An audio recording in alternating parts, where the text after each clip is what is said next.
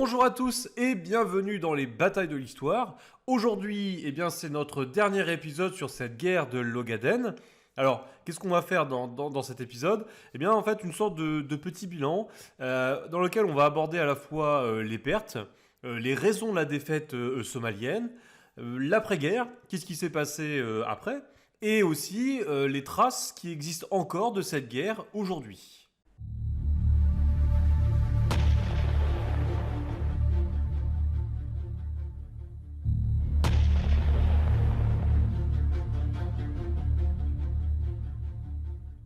Alors, quand on veut établir un bilan des pertes de la guerre de l'Ogaden, il y a une donnée essentielle qu'il faut intégrer tout de suite, c'est que c'est beaucoup plus facile du côté éthiopien. Et je l'expliquerai tout à l'heure pourquoi.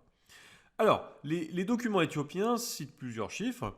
Donc, un total de 5137 à 6650 hommes ont été tués, auxquels s'ajoutent 160 exécutés. Donc, la plupart, évidemment, au mois de septembre 1977, suite aux mutineries après la chute de Giga. Également 3799 soldats disparus, donc soit tués mais dont le corps n'a pas été retrouvé, ou peut-être enfermés dans les prisons somaliennes et puis dont on n'aurait plus de traces par la suite. Et à tout ceci s'ajoutent 1362 hommes qui auraient déserté. Côté matériel, si les Somaliens revendiquent la destruction de 50 appareils de l'aviation éthiopienne, ce qui est totalement exagéré, c'est sûr là pour le coup, les Éthiopiens, eux, reconnaissent la perte de 23 de leurs appareils. 5 F-5, 1 Canberra, 1 T-28, 8 Saab B-17, c'est ceux qui ont été détruits en fait à Dire Dawa au sol, 3 avions de transport C-47 et DC-3, et enfin 2 MiG-23. Alors quand on regarde le détail de ces pertes, évidemment, toutes n'ont pas été subies pendant la guerre même. En fait, les Éthiopiens intègrent aussi les pertes qui ont été subies les mois qui suivent la fin de la guerre. Je pense notamment au MiG-23, dont on sait qu'aucun n'a servi durant la guerre de l'Ogaden, mais par contre, il y en a bien qui ont été perdus lors de la répression du mouvement FLSO. Du côté des Alliés, les chiffres sont un peu plus imprécis. Le nombre exact, de toute façon, n'est pas connu. Alors, Cooper parle d'un total d'environ 500, toutes nations confondues. Donc, il y aurait 400 Cubains, alors que Stéphane Mantoux cite le chiffre de 163, et de 3 avions cubains abattus. Et les Yéménites seraient entre 60 et 100. Donc, évidemment, si on additionne les 400 et 100, on arrive à peu près à ce total de 500 de Cooper. Côté somalien, comme je vous l'ai dit tout à l'heure, c'est beaucoup plus compliqué. Tout simplement parce que ça fait 30 ans que l'Éthiopie n'est plus un État, plongé dans une guerre civile, durant laquelle les archives ont été détruites. Si bien que les chiffres que je vais citer d'ailleurs, dont on dispose, ce sont ceux de l'Éthiopie, qui citent 6453 tués, 2409 blessés, entre 109 et 275 capturés. Mais évidemment, là, ce ne sont les pertes que les Éthiopiens ont pu confirmer. Donc, il y en a peut-être eu plus. Et selon les sources soviétiques, en fait, c'est un tiers de l'armée régulière, donc comme il y en avait 35 000, ça fait à peu près 12 000 hommes, qui auraient été mis hors de combat. Et 3/8 de ces unités blindées et la moitié de sa force aérienne. Alors, les Éthiopiens revendiquent la destruction de 9 MiG-17 et de 18 MiG-21. Ainsi que de 6 autres appareils détruits au sol. En fait, si on regarde bien, il n'y a que 8 MiG-21 qui ont survécu à la guerre. De toute façon, ils seront retirés du service dès 1979, faute de pièces de rechange venant de l'URSS, et remplacés par des F-6 chinois. Côté population, on a vraiment des chiffres à la louche. 25 000 tués, alors soit dans les combats, mais aussi dans les massacres suite au retrait des troupes. Par exemple, l'armée éthiopienne s'était un peu vengée sur la population d'origine somalienne lorsqu'elle s'est retirée de Giga, et auquel il faut également ajouter 500 000 déplacés. Alors, tout ça pour en venir à la fameuse question, pourquoi ? Pourquoi est-ce que la Somalie a été vaincue ? Alors, il y a un premier facteur qui vient tout de suite à l'esprit, c'est évidemment l'intervention massive des Soviétiques, dont l'apport matériel a fait pencher définitivement la balance en faveur de l'Éthiopie. Alors certes, c'est un facteur important, Mais ça serait une paresse de l'esprit que de se limiter à celui-ci, car après tout, cette aide a débuté timidement qu'en septembre et ne fut significative qu'en décembre. Ce qui signifie que pendant 2 mois, en juillet et en août, eh bien l'Éthiopie a dû faire face seule. En plus, il y a une grosse différence de poids entre les deux pays. La Somalie s'attaque à un pays 5 fois plus grand et 7 fois plus peuplé. Dès lors, toute guerre d'attrition, à laquelle la Somalie n'était pas préparée et n'en avait pas la capacité, lui aurait été fatale. Le pays ne pouvait donc compter que sur une guerre rapide afin d'éviter tout enlisement. Passer l'effet de surprise, ce n'est plus qu'une question de temps. Et c'est ce qui s'est passé, puisque l'Éthiopie a fait jouer sa différence de population, si bien que d'une division dans le secteur de l'Ogaden, eh bien, progressivement, elle est passée à 7 divisions. De plus, plusieurs erreurs ont été commises. Si l'armée somalienne possède une force terrestre solide, sa branche aérienne par contre n'est pas à la hauteur de cette guerre. Manque de bombardiers, des pilotes qui ne sont pas assez entraînés, on a vu des avions qui se heurtent, une perte de contrôle de certains pilotes. En plus, la flotte somalienne accepte d'employer des appareils déclassés comme les MiG-17, ce à quoi les pilotes éthiopiens s'y refuseront toujours. Et d'ailleurs, le DERG va mettre en veille toute sa flotte de F-86 qu'elle juge obsolète. L'Éthiopie, contrairement à la Somalie, est forte de son aviation.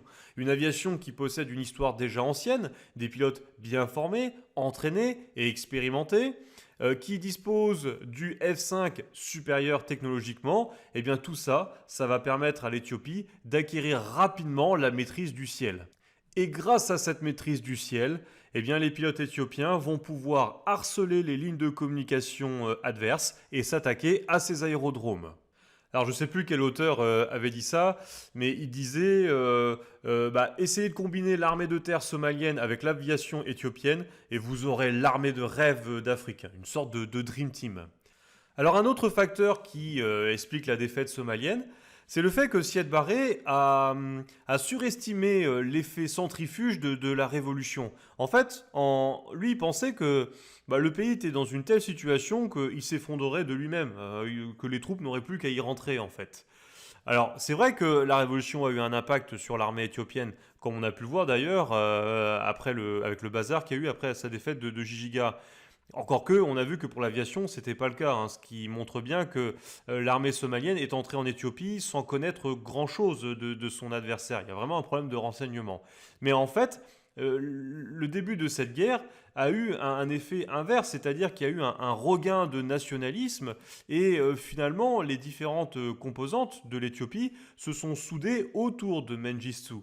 D'ailleurs, on peut faire le parallèle avec d'autres événements, que ce soit la Révolution française ou la Révolution russe, où souvent les adversaires pensaient que ça serait facile parce que le pays serait tellement désorganisé qu'il n'y aurait plus qu'à y rentrer pour le vaincre. Ensuite, l'armée somalienne a commis de nombreuses erreurs tactiques qui sont à l'origine de sa défaite. Par exemple, en attaquant systématiquement les points faibles de l'adversaire, mais sans concentrer assez de force, qui aurait permis d'exploiter les brèches, laissant ainsi échapper à plusieurs reprises la victoire, comme c'était le cas à Dire Dawa et à Harar. En plus, jamais les unités de guérilla ne furent associées. C'est quand même assez surprenant. En fait, à quoi servit la guérilla pendant tout ce temps-là ? En fait, elle s'est épuisée dans des attaques secondaires et sans intérêt. Et ainsi, la Somalie a perdu un atout majeur. Enfin, elle ne protège pas ses lignes de communication. Donc il y a ce fameux message de Vadim Kochlev, qui était un conseiller soviétique en Somalie et qui l'a montré. La base aérienne, en citant celle de Berbera, n'était absolument pas protégée. Il n'y avait aucune mesure de mise en sécurité des appareils qui étaient disposés comme à la parade et qui en faisaient des cibles faciles. Et donc il montre aussi qu'il y avait une certaine négligence sur la base. On ne prenait pas véritablement la guerre au sérieux. On pensait que la guerre, en fait, c'est quelque chose qui se passait au loin, en Éthiopie. Et c'est là tout le problème. La Somalie a mené une guerre tactique, mais pas stratégique. On n'a pas assisté à des attaques en profondeur, accompagnées d'infiltrations sur les arrières, avec des attaques et des destructions des infrastructures. Il n'y avait pas une vision économique du pays. La capture ou la destruction du chemin de fer d'Assab ou de Djibouti aurait étranglé économiquement le pays. En fait, on a l'impression que la guerre, en fait, ça se limitait à la capture de l'Ogaden. Oui, mais après, quoi? Qu'est-ce qu'on fait? L'Éthiopie, c'est plus vaste. Donc, il n'y avait pas un plan d'ensemble. Bon, il semble que la Somalie n'en avait pas les moyens militaires. Mais pourquoi, par exemple, est-ce que Siad Barré n'a pas cherché à coordonner son attaque avec les révolutionnaires en Érythrée? Ça aurait pu être intéressant pour lui. De toute façon, Siad Barré, et ça c'est le dernier facteur, a sous-estimé le jeu diplomatique, comme l'a fait la France et l'Angleterre avec le canal de Suez. Dans la guerre froide, la diplomatie est devenue un élément incontournable. Il n'est plus possible pour un pays de faire sa guerre, là, comme ça, tout seul dans son coin, sans que l'un des deux grands intervienne. Or, Siad Barré a surestimé son alliance avec l'URSS. Jamais il n'aurait pensé que cette URSS le lâcherait. Or, les soviétiques ne sont motivés que par le contrôle de la Corne africaine, ils n'avaient aucun intérêt dans cette guerre, donc à partir de là, ça ne les dérange pas de changer d'alliance. Et en plus, Siad Barré a aussi surestimé la capacité de support de l'Ouest. C'est-à-dire qu'il s'imaginait qu'une fois que l'URSS s'était engagée pleinement pour la Somalie, alors par un effet de bascule, automatiquement les États-Unis s'engageraient à fond pour Siad Barré. Or, celui-ci est un peu dans la posture de l'agresseur, donc il a un peu mauvaise image, et de toute façon, il a tellement changé de camp que pour l'Occident, c'était niette, hein, évidemment. Voilà, eh bien vous avez ici le panel des grandes causes qui ont amené l'Éthiopie à vaincre et la Somalie à être battue. Alors, que se passe-t-il par la suite? Car après tout, l'histoire de ces deux hommes ne s'arrête pas en 1978. Le grand vainqueur de cette guerre est incontestablement Mengistu, qui a pu sauver sa révolution et le Derg, un régime qui, je le rappelle, était chancelant avant la guerre. Alors pourtant, Mengistu n'aura guère le temps de savourer son succès puisque cette victoire ne règle rien à la guerre civile en Érythrée, contre laquelle il va devoir dépenser l'essentiel de son énergie en 1978 et en 1979. Alors là, comme il est soutenu par l'URSS et Cuba, il arrive à reprendre le contrôle de cette région, mais aussitôt après, il va devoir se retourner en 1980 en Ogaden, où depuis 1978, quelques mois après la fin de la guerre, on assiste déjà à une résurgence du FLSO. Alors Siad Barré, qui ne joue là plus aucun rôle dans ces combats, assimilera cette résistance à celle de l'Afghanistan contre l'envahisseur soviétique. Et oui, parce que je rappelle qu'en 1979 commence une guerre qui va avoir son importance en Asie, c'est la guerre de l'Afghanistan. Alors ces combattants du FLSO parviendront à repousser l'armée éthiopienne. En 1984 et 1985, le pays connaît une grande famine, tuant plusieurs centaines de milliers de personnes. Et on peut dire que la tactique de la terre brûlée pour lutter contre les insurgés n'y est pas pour rien. Si en 1987, Mengistu transforme le Derg en République populaire démocratique d'Éthiopie, ce qui va amener un changement de drapeau, dont il devient évidemment le président, en réalité ce régime commence à craquer de partout.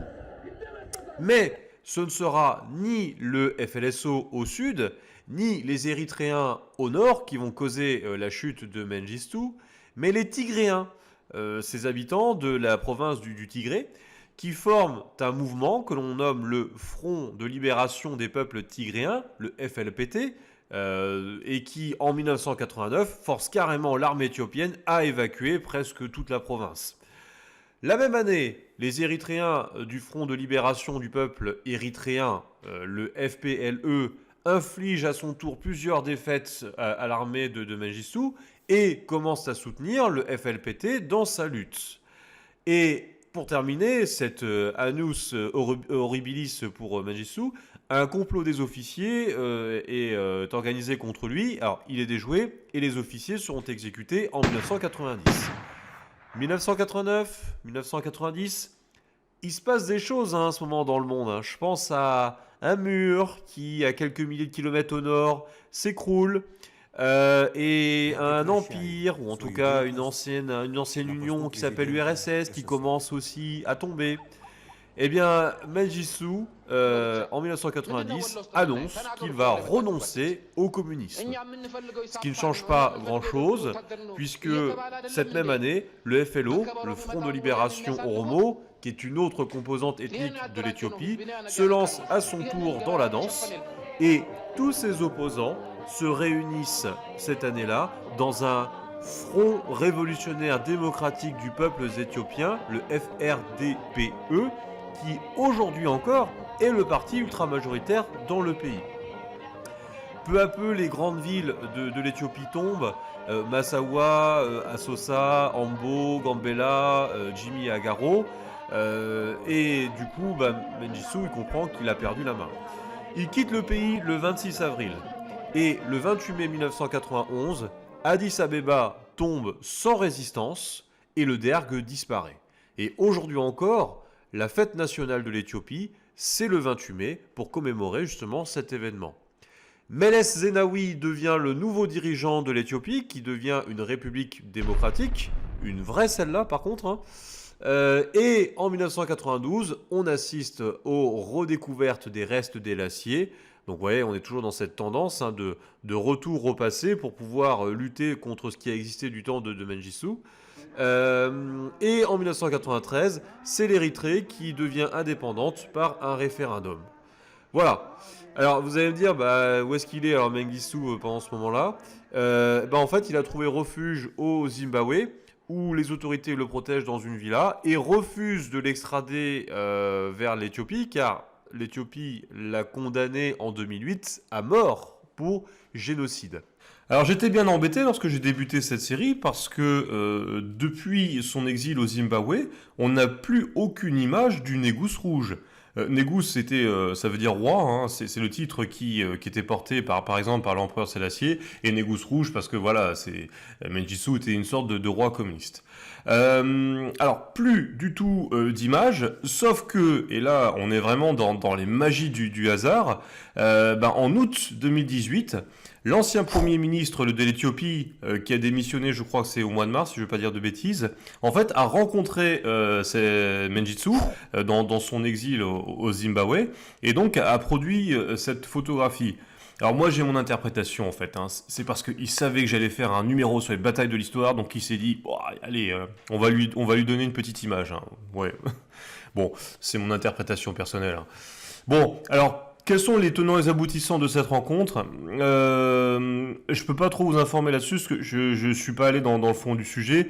Tout ce que je sais, c'est que en fait, c'est une rencontre qui est quand même assez atypique, parce que c'est un ancien Premier ministre d'un gouvernement qui a renversé Mengistu et qui va rencontrer Mengistu. Donc c'est un peu bizarre. Bon, si j'ai bien compris, il y a en ce moment quelques tensions entre les Oromos et les Tigréens dans le gouvernement, parce que les Oromos trouvent que en fait ces Tigréens sont surreprésentés. Voilà, je vous en dis pas plus parce que là, après on s'éloigne de la guerre de l'Ogaden, mais vous pouvez voir ici que cette guerre de l'Ogaden est toujours présente dans le paysage politique de l'Éthiopie. Affaire à suivre. Et en Somalie alors, qu'est-ce qui s'est passé après la défaite ? Alors, bien que le pouvoir de Siad Barre reposait en partie sur le nationalisme, sur l'expansionnisme, la défaite de la guerre de l'Ogaden, paradoxalement, ne provoque pas sa chute.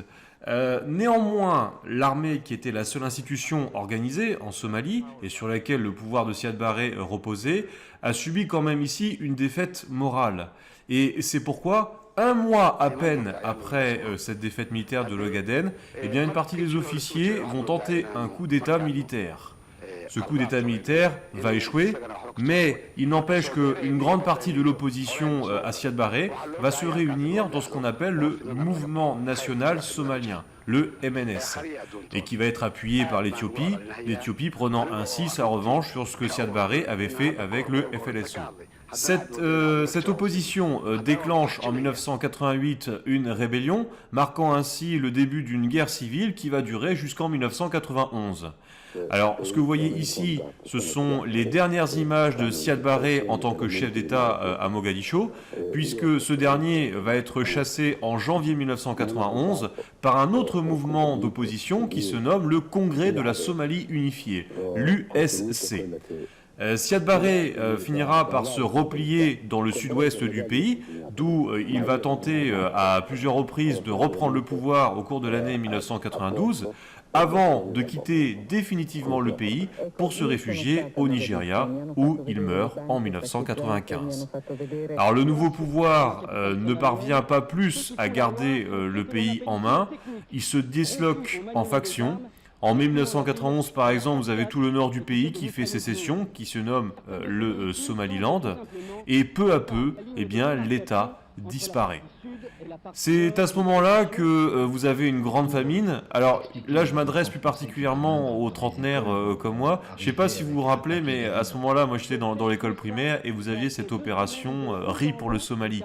Eh bien, maintenant, vous en connaissez la cause.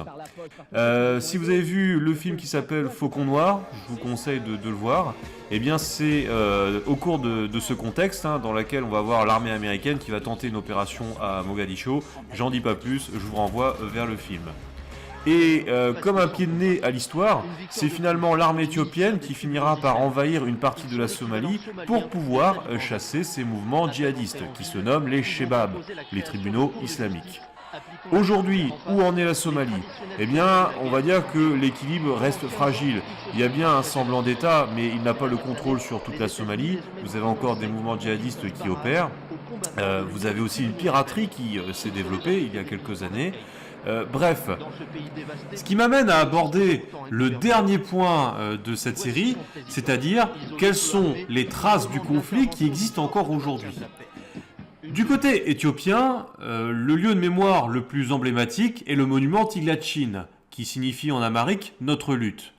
C'est un monument aux morts situé au cœur d'Addis Abeba, inauguré en 1984. Il est dans le plus pur style soviétique, avec une grande colonne de 50 mètres érigée de symboles soviétiques, étoiles rouges, fossiles, marteaux, précédé d'une statue qui a été fournie par la Corée du Nord et qui est composée de 2 hommes et d'une femme, dont on reconnaît un Cubain. En arrière-plan, 2 bas-reliefs. Celui de droite montre Mengistu conduisant le peuple à la victoire. Et celui de gauche, on voit là sur sa partie droite, ici, l'empereur Sélassié, ignorant la souffrance du peuple, qui est représenté ici comme mourant de faim et qui subit les coups du bâton de ce propriétaire. Et puis sur la partie gauche, une représentation de l'armée éthiopienne. Si vous regardez bien le piédestal de la statue, il y a un mot qui n'apparaît plus. C'est en fait l'inscription d'Ergue qui a été retirée après la chute du régime. Un peu comme une sorte de damnatio memoriae à la romaine. Et puisqu'on parle d'ailleurs de mémoire, qu'est-ce qu'il en reste justement de la mémoire de ce conflit en Éthiopie? Bon, pas grand-chose. Tous les ans, en mars, vous avez une commémoration qui a lieu, comme cette année d'ailleurs, où il s'agissait des 40 ans de ce conflit, 1978-2018. C'est aussi un peu pour ça que je vous ai fait cette série, puisque ça m'a amené, moi, en mars 2018, à relire des ouvrages, et je me suis dit, tiens, je vais en profiter pour leur expliquer ce conflit méconnu. À l'occasion de cette commémoration, il y a eu une cérémonie à laquelle a participé l'ambassadeur de Cuba en Éthiopie, Vilma Thomas, et le ministre des Affaires étrangères éthiopien, Hirut Zemene, accompagnés d'une centaine d'Éthiopiens qui, à un moment de leur vie, ont fait leurs études à Cuba. Bon, je pense que vous en êtes rendu compte par vous-même, la petitesse de cette cérémonie qui n'a rien à voir avec, par exemple, le 11 novembre dernier que l'on a eu en France. Et parce que cette guerre n'occupe pas une grande place dans la mémoire des Éthiopiens. Et finalement, les traces les plus visibles, eh bien, ce sont les nombreuses carcasses de chars et d'avions qui sont disséminées un peu partout en Ogaden et en Somalie. D'ailleurs, il est parfois difficile de distinguer celles qui proviennent de la guerre de l'Ogaden et celles qui sont issues des guerres civiles qui ont suivi par la suite dans les 2 pays. Mais au fond, la trace la plus perceptible de ce conflit est la situation actuelle de la Somalie. Car si l'Éthiopie est aujourd'hui un pays stable, la Somalie est en revanche l'un des pays les plus pauvres d'Afrique. Et lorsque l'on regarde une carte géographique de ce continent et que l'on porte son regard sur la corne africaine, on observera souvent une surface blanche ou grise, indiquant l'absence de données. Et tout ça pourquoi ? Parce qu'un général, un jour, a décidé de dilapider les ressources d'un pays dans une aventure militaire sans lendemain. D'où l'intérêt de l'histoire, dont on me demande souvent à quoi ça sert. Eh bien, l'histoire, c'est connaître le passé pour comprendre le présent. Voilà, eh bien écoutez, ce n'est pas sans émotion que je conclus cette série, qui m'aura demandé 6 mois de travail. J'espère qu'elle vous aura plu, qu'elle vous aura dépaysé, en tout cas qu'elle aura changé votre regard sur cette partie oubliée du monde. Lorsque j'ai commencé cette série, je m'attendais à faire un beat complet. Après tout, un conflit dans la Corne africaine dans les années 1970, ça n'a vraiment rien de sexy. Alors j'avoue avoir été quelque peu surpris, puisqu'au final, elle fut assez suivie. J'en profite d'ailleurs pour souhaiter la bienvenue aux plus de 300 personnes qui ont rejoint ma chaîne depuis que j'ai débuté cette série. Alors les boules, parce que lorsque je me suis rendu compte que j'ai franchi la barre des 2500 abonnés, car à la base, moi je devais juste présenter des batailles pour un groupe de geeks qui jouaient comme moi au Total War. Alors certes, cette série, elle fut moins suivie que celle que j'ai réalisée sur des conflits actuels, plus connus médiatiquement, comme la bataille de Mossoul, mais c'est aussi ma volonté de vous faire découvrir des conflits méconnus, et pourtant tout aussi importants. Alors, la particularité de cette série, c'est qu'elle m'a amené à épuiser la presque totalité de la bibliographie sur ce conflit, et ce qui est rarement possible. Parfois, vous avez des conflits qui ont suscité tellement d'ouvrages que ça deviendrait impossible de tous les lire. Mais en même temps, j'en retire une certaine frustration, car je trouve qu'il y a encore trop de zones d'ombre.